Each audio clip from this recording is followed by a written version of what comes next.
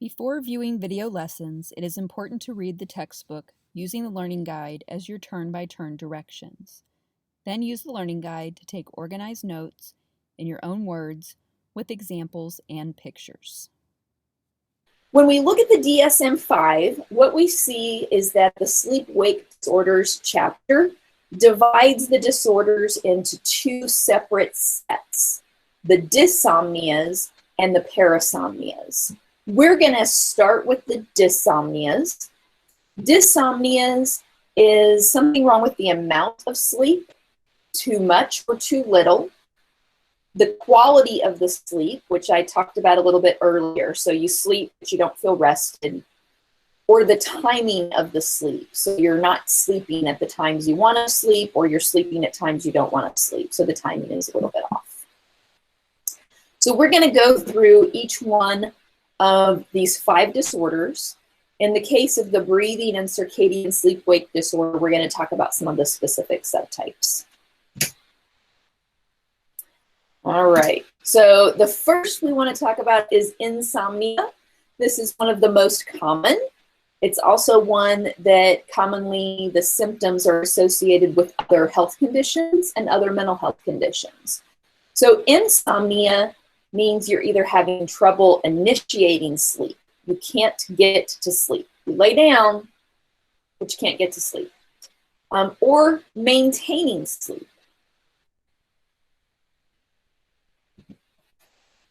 Oh, I'm just seeing a question here from Kayla, so I'm going to go back.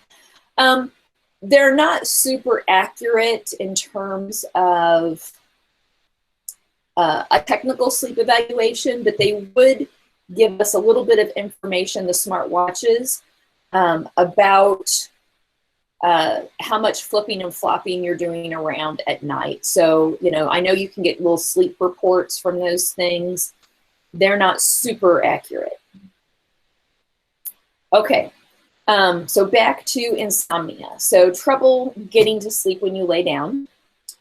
Sometimes people lay down and they go to sleep okay, but then they wake up and they can't get back to sleep. So that would be difficulty maintaining sleep. And then also non-restorative sleep goes into this one as well. Oftentimes non-restorative sleep, where you sleep for what would seem like a reasonable amount of time, but you don't feel rested, is really one of the other disorders, but it can be in here. So if you don't sleep enough, it can kill you. And the main way that it kills you is with accidents. So sleep deprivation the next day is cognitively impairing. Mild sleep deprivation is similar to intoxication. So we know that driving drunk can kill you, driving sleep deprived can kill you. And so losing out on sleep is fatal. We also know that when people don't sleep at night, they oftentimes enter during the day what we call microsleeps. And this is where you don't even realize you have fallen asleep, but you are not conscious. And so this is one of the most common reasons why people might have an accident, is they're driving and they have a micro moment, seconds or even a minute of sleep, loss of consciousness, and they don't realize they're doing it. We also know there's this mixed relationship between sleep and other health and medical and mental health conditions. And so depression, anxiety, substance abuse, and Alzheimer's disease are some of the specific psychological disorders where sleep is disturbed. And the question is, like I mentioned on Tuesday, did the depression come first or the sleep disorder come first? And oftentimes they'll feed on each other.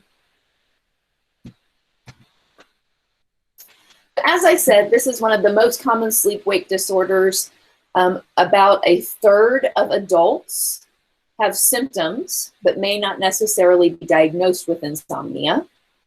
It's more common in women than in men. And then The issue that we have is also looking at how much sleep do you need. We know from last time that sleep needs change across the lifespan. So newborns need 16 hours. Adults are like, 7 to 8-ish time range. So if you're looking at diagnosing insomnia in a child, it becomes a little bit complicated because you have to look at what would be developmentally appropriate for that kid. We do know that rates of insomnia increase as people age. And we already talked a little bit about accidents and cognitive impairment. So insomnia is kind of interesting in terms of what causes it. What we know is that we each have different sort of biological vulnerabilities to developing insomnia. People are oftentimes described as larks versus owls.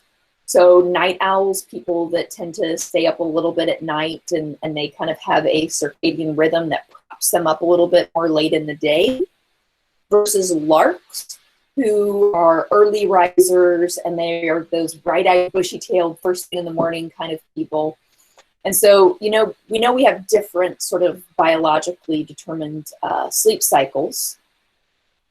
We see that interacts with environmental and behavior.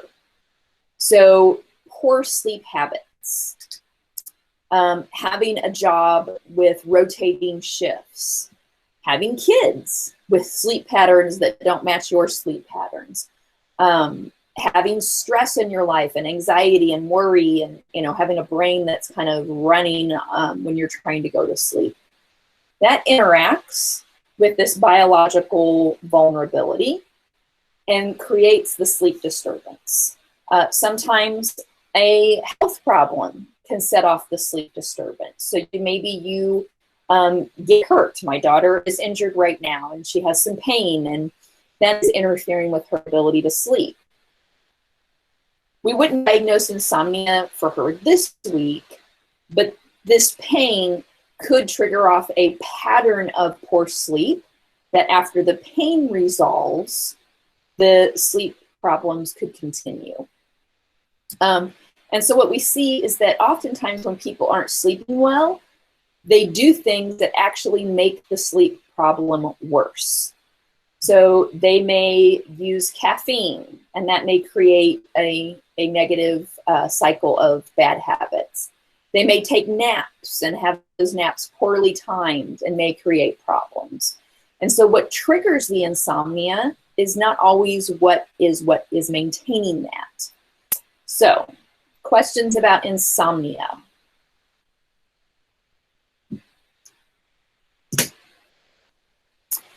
So narcolepsy is another one of our dysomnias.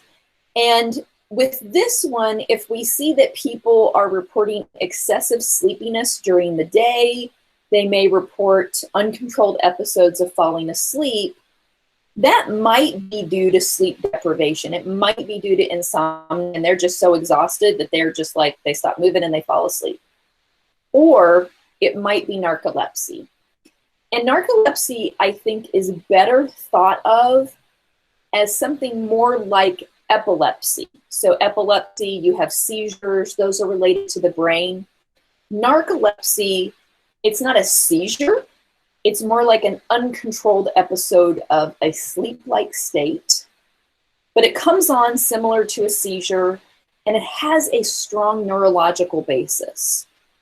So what happens for people with narcolepsy is it's daytime. They're awake, they're alert, they're active, they're doing things, and then they will enter this sleep-like state. And it shares some of the same features as sleep. So they will experience sleep paralysis, so they can't move. It can cause them to have accidents from falling, or if they're sitting in a chair, falling over. Driving would, of course, be a problem here. When they're in this state, they can experience hypnagogic hallucinations. And these are something that are normal for people to experience when they're in stage 1 of sleep. So remember, stage 1, You go from alpha brainwaves to theta brainwaves. And it's not unusual to see things and imagine things when you're sort of in that falling asleep state. Now, narcolepsy can include what's called a cataplexic attack. And with this, if we have EEG, when they enter this state, the EEG pattern looks like REM sleep. So if we were to just give somebody this EEG pattern, they would say, oh, this is REM sleep. But what's happening during this state doesn't seem to be dreams. And then the other characterization of a cataplectic attack is they have a loss of muscle tone. Now, what's really upsetting about cataplexia is it's often triggered or preceded by a strong emotion. It can be a strong upsetting emotion, anger, anxiety, but it can also be strong positive emotions. So imagine what life would be like if every time you felt joy and happiness and that strong emotion, you fell down and entered this sleep-like state. It would be a quite miserable kind of existence. So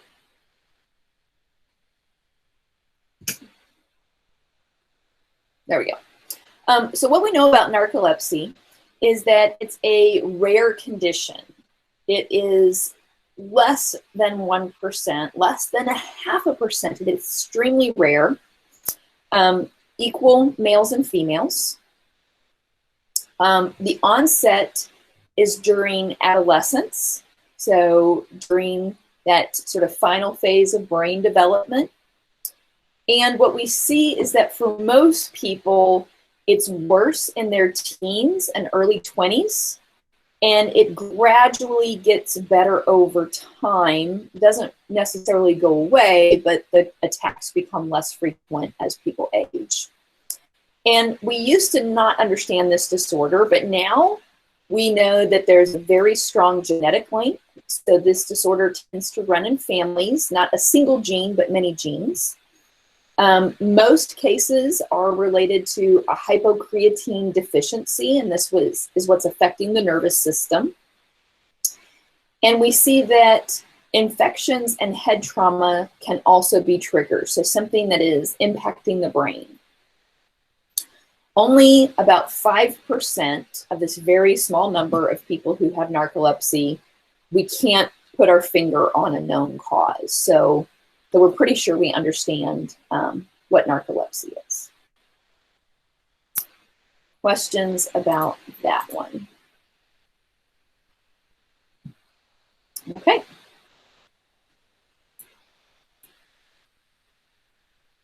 So the next two, we're going to talk about the breathing-related sleep disorders, and the circadian rhythm sleep disorders are going to have several subtypes. So we're going to start with breathing-related. You breathe at night. You have to breathe constantly. You need a constant supply of air and oxygen. And so what happens for people who have a breathing-related disorder, which we usually call apneas, is that the breathing is either restricted. So imagine I cut off some of that air supply, or it stops. And what we see for people who have one of these breathing-related sleep disorders, their primary complaint is they are exhausted. So they wake up from a night's sleep. I was asleep for 8 hours and I'm exhausted. Frequently they report headaches when they wake up, and they are just tired during the day. They drag during the day. They are absolutely positively exhausted. A lot of times they will end up developing some substance use issues. So they'll be using caffeine during the day to sort of like prop themselves up and keep themselves going during the day. And then that caffeine then plays an interfering role with their sleep. And so now they've got kind of two problems at the same time. So when we look at the subtypes, the most common subtype is obstructive sleep apnea. And this is when there is a physical restriction or obstruction in the flow of air from the mouth and the nose to the lungs. So somewhere between point A and point B, something in that physical passageway that the air is flowing through is narrowed, compressed, and cut off. And so essentially what happens at night when people with obstructive sleep apnea sleep is we should have a little bit of muscle tone through that passageway to maintain it. And those muscles sort of over-relax, and the breathing passage can kind of collapse in a little bit. It can narrow a little bit so that there's much less air going through.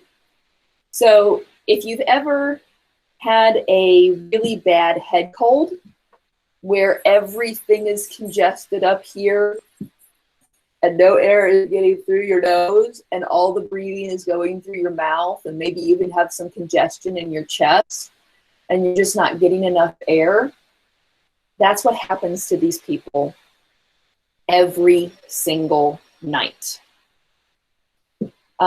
And so what will happen is if the airflow gets restricted enough and you're just not getting enough air, your brain will go, hey, wake up. I'm going to pause there for just a second. I have to let a dog out.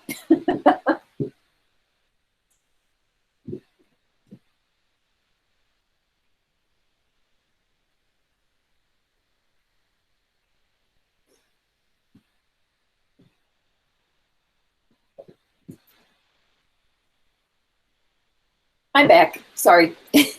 Fun of being at home.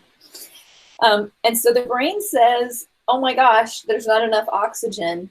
And it wakes the person up enough that they start breathing again, that muscle tone restores. What you see oftentimes in people who have obstructive sleep apnea is that they will snore. And the snoring is coming from this loose tissue that has kind of collapsed in a little bit and the air moving across it. And so, there's soft tissues back there that are kind of vibrating as I'm breathing in and out. People will oftentimes breathe with their mouths open. So they're kind of like, trying to get air in through both the mouth and the nose at the same time. And as they're laying there snoring, they will stop breathing. So if you were in the room with them, you would hear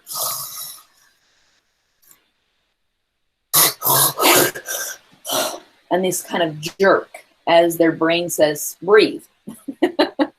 But they may not wake up enough that they're really awake. So they may not even realize this is happening. I mean, it can be happening repeatedly. They can have 20 of these, stop breathing episodes in an hour, but never fully, completely wake up. And so because of that, they don't realize what's happening. Now, if they have a partner who is sleeping in the bed with them, this person probably knows that something is off because they're going to be complaining about, oh my God, you are snoring all the time. And they're going to be complaining about this restless jerking, right? And they may even be like smacked in the middle of the night. So my stepdad had sleep apnea. He's passed away, but he had sleep apnea. And my mom would report that he would like smack her in the middle of the night when he would have one of these, stop breathing episodes. Because when he would start, he would fling his arm out and, she'd get smacked in the face. And so she developed a sleep disorder so that when her brain heard that kind of stop breathing noise, she could do like a duck and cover. So Kyla is asking about whether or not they reach REM. And no, they don't usually reach REM, depending on how severe the sleep apnea is, which is also going to cause them excessive cognitive and memory impairments. Because what happens is they go down through stage 1, stage 2, those sleep spindles, and they get down into those deep, slow wave sleep, and they stop breathing. And so they come back up. And then they go back down, and they get down to the deep, and they stop breathing. And in order to hit REM, you've got to ride that wave and come back up the other side. And so we do see that they aren't getting REM sleep. They're also not getting deep, slow wave sleep. Most of their sleep is in those upper stages, in stage 1 and stage 2, which is not restful and restorative. Central sleep apnea, there's not a physical obstruction. It's not physical through here. It's more about the central nervous system. So at night when you go to sleep, you have sort of a life support system in your brain that keeps your heart beating, that keeps you breathing, that is still kind of on alert for environmental stimuli. So if your house was, on fire, your brain would register the fire alarm going off or the smoke and wake you up. Well, for people who have central sleep apnea, the part of the brain that is supposed to still be going, breathe, breathe, breathe, it goes to sleep. And so it's a nervous system issue for people with central sleep apnea.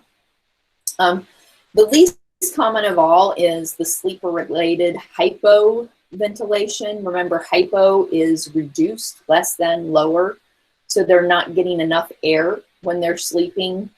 And it's basically not obstructive and not central, but something's happening with their breathing. Okay, let's see. So as I mentioned, a lot of times people aren't even aware that they have this. Snoring is common. Sweating during the night is common. Waking up more frequently. And I mentioned the morning headaches. People may also fall asleep during the day. So they may report that, I can't sit down because once I sit down, I like fall asleep. I'm just falling asleep constantly during the day. So as I mentioned, obstructive sleep apnea is the most common, 10 to 20% risk, more common in males. It's associated with obesity. And one of the things that happens with obesity is you get excessive weight and tissue and fat that can kind of compress and provide extra weight on that breathing passage. It also increases with age. So the highest risk group is kind of overweight, middle-aged men. But it can happen at any age. I knew a young kid, they were 4 at the time they were diagnosed with obstructive sleep apnea. And this was a skinny little 4-year-old boy. Interestingly, the way he got diagnosed was he was diagnosed with intellectual disability. He was having developmental delays in some of his cognitive skills. And as a part of that, diagnosis that he had this low IQ and he wasn't developing cognitively, they screened for sleep disorders. And it turned out he had obstructive sleep apnea. They treated his obstructive sleep apnea by removing his adenoids, which were enlarged. And so they were kind of pressing here and they were obstructing his breathing. Cool thing for him is that was an extremely effective treatment. About a year after that surgery, he was tested again and his IQ tested in the normal range. So for him, it was really critical that they caught the sleep disturbance early and were able to intervene, and it actually helped him overcome the cognitive deficits of not sleeping well. Okay. Circadian rhythm sleep disorders. these are obviously going to have a problem with that circadian rhythm, which we talked about in detail on Tuesday. And people will present with insomnia-like symptoms, and we will then need to screen to see, is it a circadian rhythm problem that's feeding this? And it's the circadian rhythm is about the brain not synchronizing day and night on the 24-hour light day, dark night cycle. And there's several subtypes of this. One type, a temporary type, is jet lag. So if you've ever traveled most frequently by plane, but you can even get jet lag if you travel by car quickly across the United States. If you've traveled across time zones, you may have experienced jet lag. And so the light and dark signals of the place that you go to don't match the light and dark signals from where you came from. And it takes you a little bit of time to adjust. Even daylight savings time can give you a jet lag-like circadian rhythm sleep disturbance. It takes about 2 weeks after daylight savings time for people's sleep to adjust. And if you have poor sleep before daylight savings time, that can actually trigger off a circadian rhythm sleep disorder that progresses beyond those 2 weeks. Shift work can create circadian sleep disorders. And so shift work is defined as your regular working hours being sort of outside 8 a.m. to 6 p.m. You know, if you're starting at 7 a.m. or working till 7 p.m., you know, probably okay, but like the bulk of your work is outside of this. So these are people who work late afternoon and night shifts. And what we see is that about 5 to 10% of those workers develop a circadian rhythm sleep disorder. We also have 2 different sleep phase disorders. The first is delayed sleep phase disorder. This is one that you might have. It's somewhat common among college students. It's also common among teenagers. And this is where you voluntarily, not because of work, stay up late at night.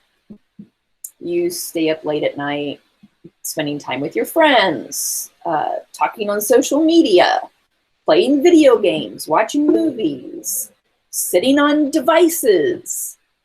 And then you make up for it by sleeping in the morning. And so essentially what you've done is you've taken your sleep clock, and instead of tying it to normal light, dark, day, night, you've created sort of your own artificial world, and you've shifted it.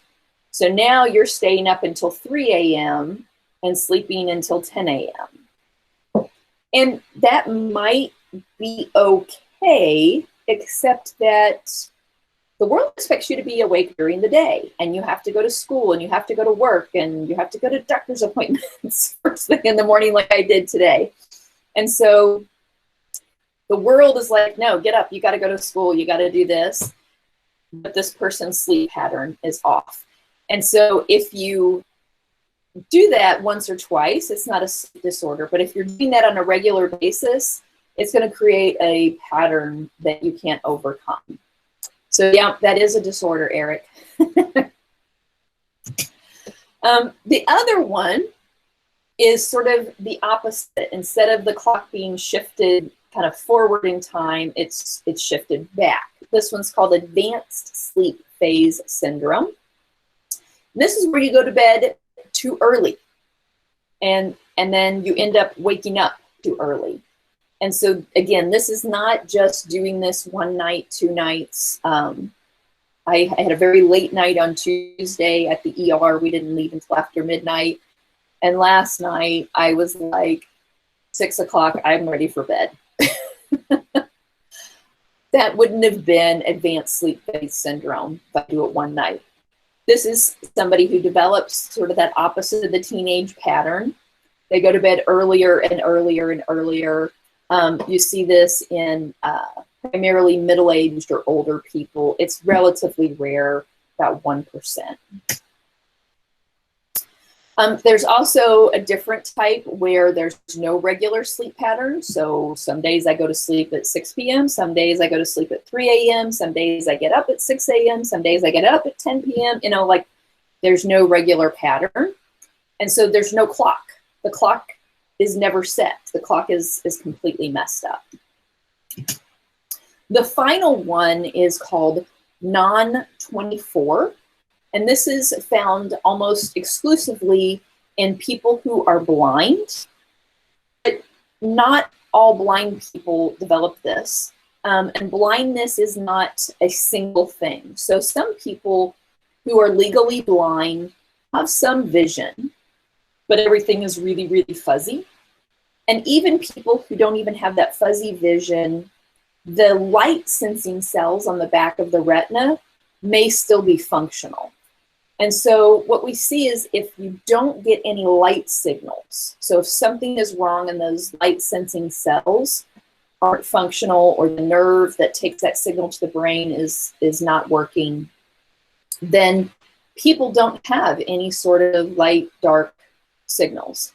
And so they can end up with this sleep pattern that doesn't quite fit the rest of the world, and that can be pretty disruptive.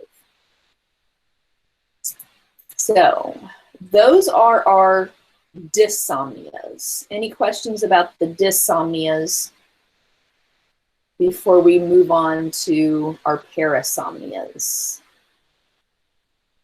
All right. So parasomnias are not a problem with sleep itself. So sleep is okay. There's something weird happening during sleep. So there's two different types of parasomnias. One set are weird things that happen during non-REM sleep. And then there's another set that are associated with the REM phase of sleep. So to diagnose these, we might need to bring somebody in the sleep lab, put those sensors on, and see exactly what's going on in the brain when they are experiencing this weirdness. So the first one is sleep terror. Sleep terror is not necessarily terrifying to the person who experiences it, but it's terrifying for anybody who's around them when they do. It's most common in children. So imagine you have a young child and it's the middle of the night, the household is all asleep soundly, and then suddenly you're awakened to a blood-curdling scream coming from your child's room, and it sounds like somebody is killing them. So you jump out of bed, you rush to their room. What you're most likely to see is that they're sitting up in bed. Their eyes may or may not be open. They're screaming. They might be breathing rapidly. They may, have a rapid heart rate. They may have kind of a cold sweat, but they're not awake. Like if you're like, hey, what's going on? They're not awake. If their eyes are open, they're not really seeing you. If you wake up somebody in the middle of one of these episodes and you're like, oh my God, what were you dreaming about? They'll say, I don't remember dreaming about anything. If you wake them up, they won't report being upset except for the fact that you woke them up and they're confused. And they're like, why did you wake me up? Why is everybody in my room? What's going on here? And so they may be confused and scared by how they woke up, but they weren't really connected to a feeling of fear when they had that episode. Most common in kids. Most kids outgrow it, and it appears to be just a little immaturity of the nervous system, and they kind of grow out of it, and the nervous system develops out of that. The other non-REM sleep disorder is sleepwalking. remember, during REM sleep, we experience sleep paralysis. So we would not be walking around while we are having dreams. That would be unusual. And we'll talk about that here in just a minute. And so what happens is people are not in REM sleep. They're in a different phase of sleep. They are not awake. They're not in alpha or beta, but they get out of bed and they wander around. And their biggest risk is that they may do something to hurt themselves. Now, people can sometimes engage in complicated behaviors in this sleepwalking state. So there's a couple of subtypes. There is a neighbor walking their dog, which is terrible. So I apologize for the growling. Okay. So one of those subtypes is nocturnal eating syndrome. So people will get up, go to the kitchen, get out food, even make a sandwich, and eat it, and not have any memory or recollection of doing so. And they'll, come out in the morning and there'll be like food all over the counter. What happened here? And they won't even know that they've done that. Another rare subtype of sleepwalking is called sexsomnia. In this one, the person may have sex. So, if they've got a spouse, a partner that sleeps in the bed with them, they may wake up in the middle of the night, have sex, and the next morning have no memory and no recollection of having done so. Again, this is not acting out dreams. This is related to a different phase of sleep, the non-REM sleep. There are 2 REM-related sleep disorders. The first one is nightmare disorder. Everybody has had a nightmare before. A nightmare is not just a bad dream. A nightmare is a bad dream, a dream with disturbing content that is so disturbing, it actually wakes you up. So just having a bad dream is not a nightmare. It has to be a dream that pulls you out of that normal sleep-wake cycle. So it actually forces you awake at a time you normally wouldn't be forced awake. One nightmare does not qualify as nightmare disorder. So for nightmare disorder, they're having repeated nightmares, and that's significantly disrupting their sleep.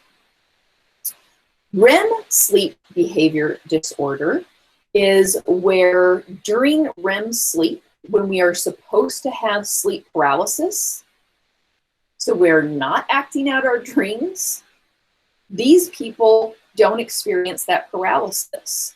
And so they are thrashing and flipping and flopping around during the REM sleep phase. And that's disruptive to them. So the thrashing around might wake them up. They might fall out of bed. And if they have a sleep partner, it's disruptive to them. The final one I want to talk about is restless leg syndrome. Restless leg syndrome is extremely rare, despite what the commercials on TV might lead you to believe. And it's oftentimes confused with normal hypnagogic jerks. So a hypnagogic jerk happens when you're in that stage 1 into stage 2 sleep. So when you're transitioning from alpha into theta down into deep delta slow wave. And so what is normal during that time period is the nervous system is kind of transitioning from this very active state through these other stages down to deep slow wave, is to have a little bit of a muscle twitch, to have a little bit of a jerk. In fact, it may even wake you up. You've probably experienced this before where you're like almost asleep and then, you jerk and you wake up. That is not restless leg syndrome. So people who have restless leg syndrome, we do believe it's related to some nervous system issues, but they have excessive leg movements. It's not just 1 or 2 hypnagogic jerks when they're going to sleep. Everybody good? Okay. So I want to talk about treatments. We're going to start with the psychological treatments because those are going to be our treatment of choice for many sleep disorders, and even those that are going to have a medical component to it would also have these psychological treatments as a part of the treatment plan. So relaxation and stress management. Doing relaxation exercises before trying to lay down to go to sleep helps people transition into an alpha state before they lay down. And that's going to significantly reduce insomnia and time to sleep. So that's an important component of many sleep plans. Cognitive therapy. Sometimes people's beliefs about sleep make their sleep work. And a great example of this, and I know you guys do this sometimes, you stay up late. You have a paper due. You have a test. So you stay up late, working on that paper, studying for that test, and that means you are in beta. You are in that most active, alert, problem-solving brainwave pattern, and then you're like, oh, thank God, I'm finally done. You save the paper, you decide you've got everything studied, you close the book, and then you're like, oh my God, how much time can I sleep? If I go to sleep right now, I can get 5 hours of sleep. And then you lay down in bed like this. Your brain is on full active alert. And you don't go to sleep right away. Imagine that, right? You weren't in alpha and you didn't go to sleep right away. And then you do this. Well, if I go to sleep right now, I can still get 4.5 hours. If I go to sleep right now, I can still get this. Go to sleep, go to sleep, go to sleep, go to sleep, go to sleep, go to sleep. That doesn't work. And it actually makes sleep worse. And so some cognitive therapy about beliefs about sleep, some cognitive therapy about stressors that might be interfering with your ability to sleep can be effective. A couple of other things that we will do stimulus control. We want the stimuli, the sights, the sounds, the smells, the feel of laying down in bed to only be associated with sleep and sex. But sex is usually brief and then you're tired and you go to sleep. So what that means is we will tell people not to do anything else in bed except for sleep and sex. Don't watch TV. Don't read a book. Don't play on your phone. Don't do your taxes. Don't eat in bed. Don't do any of those things laying down. So that the sensation of laying down in your bedroom, in your bed, head on pillow, is associated with only one thing. If you do other stuff in bed, then what happens in your brain at night when you're trying to go to sleep is you lay down on that pillow and your brain says, oh, what are we going to do?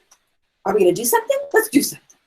And it's in that active mode. And remember, we want to be in lazy, alpha, drifty mode when we're in bed. So that's a common recommendation. And then we'll just recommend overall good sleep habits. These good sleep habits can prevent sleep disorders. They can also be a part of a treatment program. So pretty much every sleep disorder is going to include these.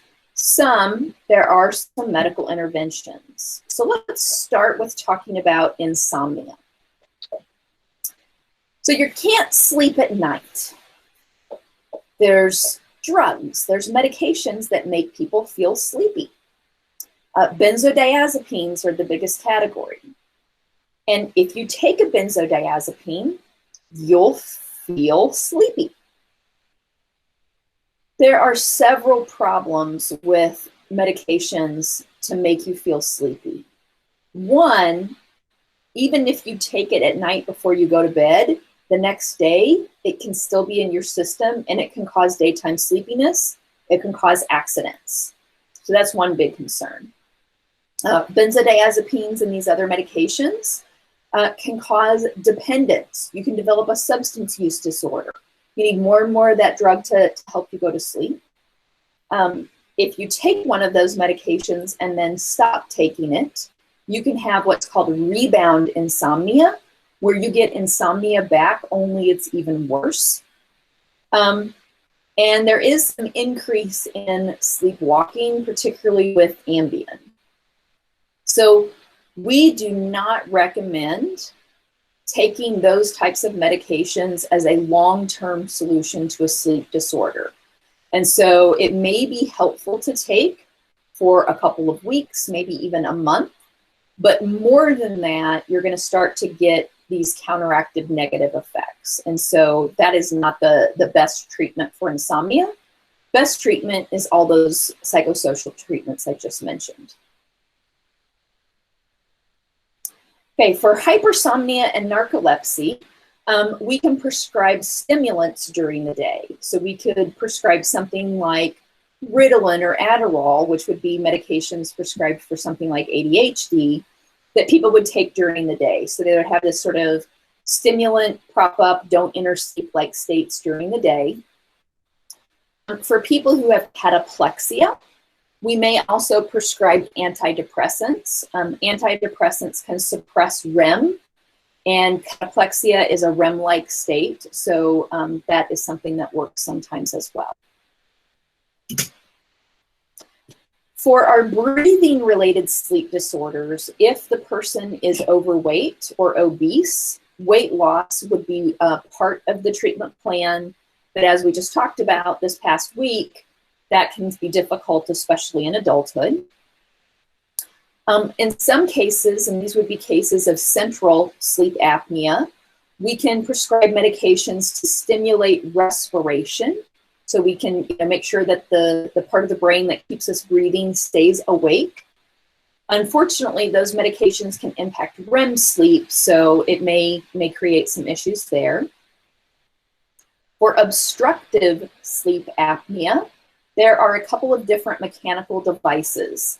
One is a dental splint. It looks kind of like a fancy mouth guard if you played sports and had to wear a mouth guard before. These are tailored to each individual, and they change the position of the jaw and the tongue to try to keep those soft tissues in the back of the throat pulled out a little bit.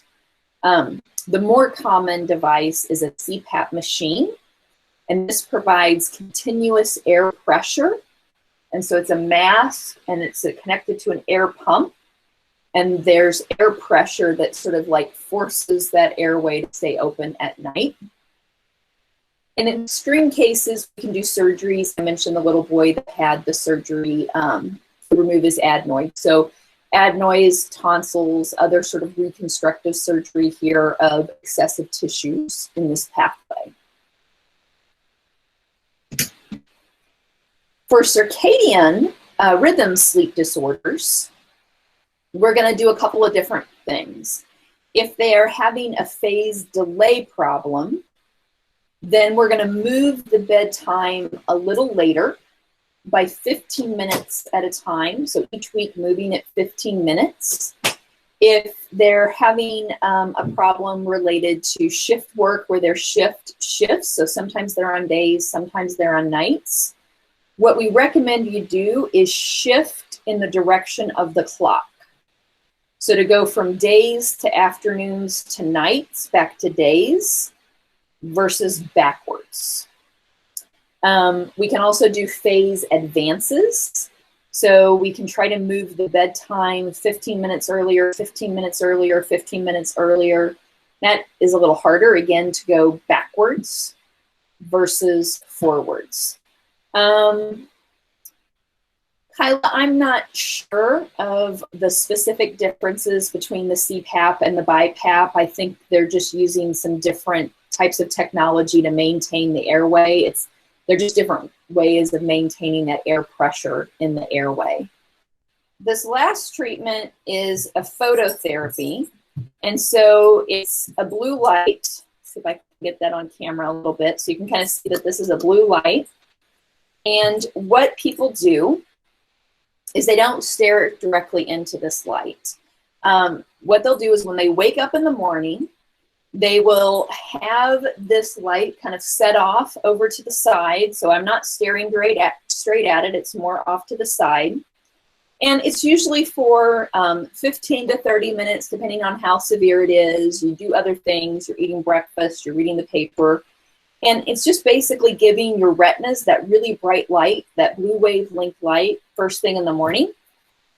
And when that happens, you get that circadian rhythm to get reset.